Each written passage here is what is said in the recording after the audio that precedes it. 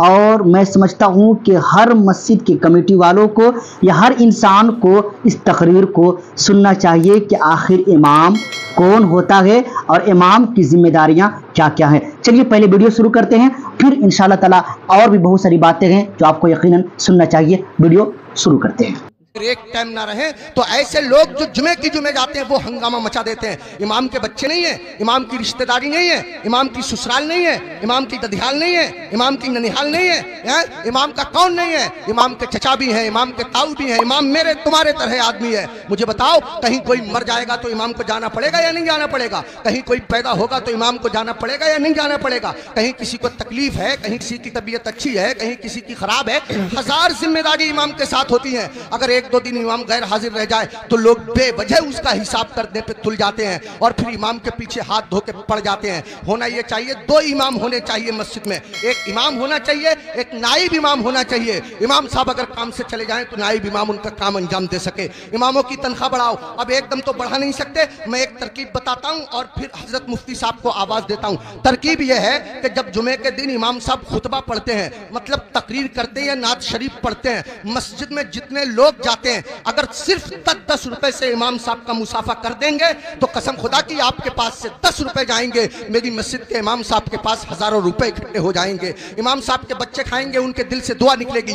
देखो, अगर इमामों की तनख्वाह कम होती है तो नमाजें खराब होती हैं। आप कहेंगे कैसे? मैं बताता हूं आपको। इमाम साहब की तनख्वाह 4000, बीबी की दवा चल रही है 3000 रुपया महीना की, 100 रुपया रोज उसकी बीबी की दवा चलती है। अब कितने रुपए बच्चे उसके पास? 1000। उसमें गैस सिलेंडर भी है, उसमें तेल भी है, उसमें नमक मिर्च भी है, उसमें दालचीनी पत्ती भी है, सब दुनिया भर के खर्चे। आप गौर कीजिए, अब इमाम साहब मस्जिद के मुसल्ले पे खड़े हैं, नियत बांधे हुए नमाज की, अब पढ़ रहे हैं सुब्हानक अल्लाहुम्मा व बिहम्दिका व तबारक अस्मुका व तआला जद्दुक व ला इलाहा गैरुक। अब सुबहाना जब खत्म हुआ तो इमाम साहब मन मन में सोच रहे हैं, यार कोई मर भी तो नहीं रहा है, 40 में हो जाता, कुछ रुपए मिलते, खर्चा चल जाता, यार किसी की शादी भी तो नहीं हो रही है, निकाह पढ़ाने के लिए मिल जाता। इमाम साहब खड़े हैं मुसल्ले पे, सोच रहे हैं, पढ़ रहे हैं 40वां, खड़े हैं मुसल्ले पे, पढ़ा रहे हैं निकाह। कसम खुदा की अगर तुम लोगों ने अपने इमाम की तनख्वाहें माकूल रखी होती तो तुम्हारा इमाम जहां होता इमाम की नीयत भी वही होती, तुम्हारा इमाम जहां होता इमाम का दिल भी वही होता, तुम्हारा इमाम जहां होता इमाम का ख्याल भी वही होता।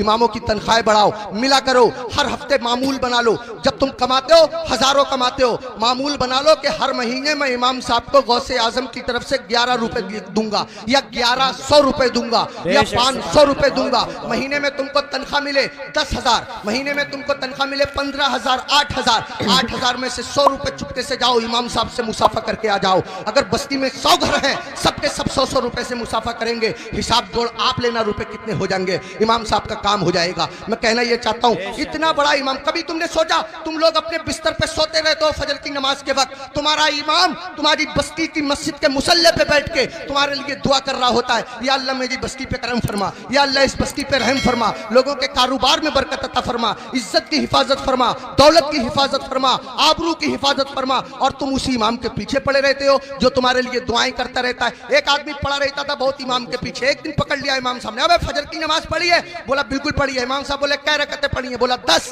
का फजर में 10 हो गए रे? कह रहा चलो 15 मान लो। इमाम साहब बोले 15 होती फजर में? कह रहा चलो 20 मान लो। इमाम साहब बोले पिट जाएगा, दिमाग खराब मत कर, मुंह लटकाया हुआ घर गया। बीबी बोली कैसे मुंह लटकाए फिर रहे हो? कहने लगा रे इमाम साहब ने पकड़ लिया, बोले फजर पढ़ी है? मैंने पढ़ी है। उन्होंने रकअतें पूछ ली, मैंने 10 बताई, 15 बताई, 20 बताई, 25 तक पहुंच गया, मगर इतना हेकड़ इमाम है वो भी माने ही नहीं है। तो बीबी कह रही है तुम भी तो पागलों जैसी बातें करो, 4 बता देते 4। तो कह रहा तू तो सच में ही पिटवाने वाले काम कर रही है। जो इमाम जिद्दी इमाम 25 में ना माना वो 4 में कैसे मान जाएगा?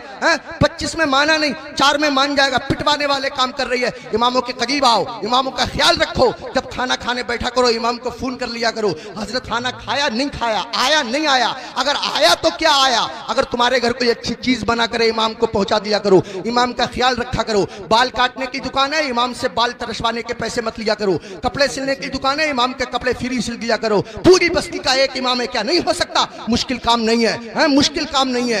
एक इमाम के साथ अगर ये रियायत की जाए, कोशिश करो अपनी मस्जिद के इमामों को हज कराओ, उम्रे के लिए भेजो, सब मिलकर के कोशिश करो, तो कोई कर्रा काम नहीं है। मैंने बहुत कीमती वक्त ले लिया, आपसे भी मैं माफी चाहता हूं और मुफ्ती साहब से भी मैं माफी चाहता हूं। मिंबर शरीफ पे बैठे हुए तमाम लोगों से। माशाल्लाह इन्होंने बेहतरीन पैगाम दिया है जो हर इंसान को और हर मुसलमान को इस बात पे अमल करना चाहिए और अपने इमाम की खिदमत करनी चाहिए और अपने मस्जिद के अइम्मा का ख्याल करना चाहिए। यकीनन ये आपकी जिम्मेदारी है, इसलिए इस वीडियो को ज़्यादा से ज़्यादा शेयर कीजिए और अपने दोस्तों तक पहुँचाइए। जज़ाकल्लाहु खैर।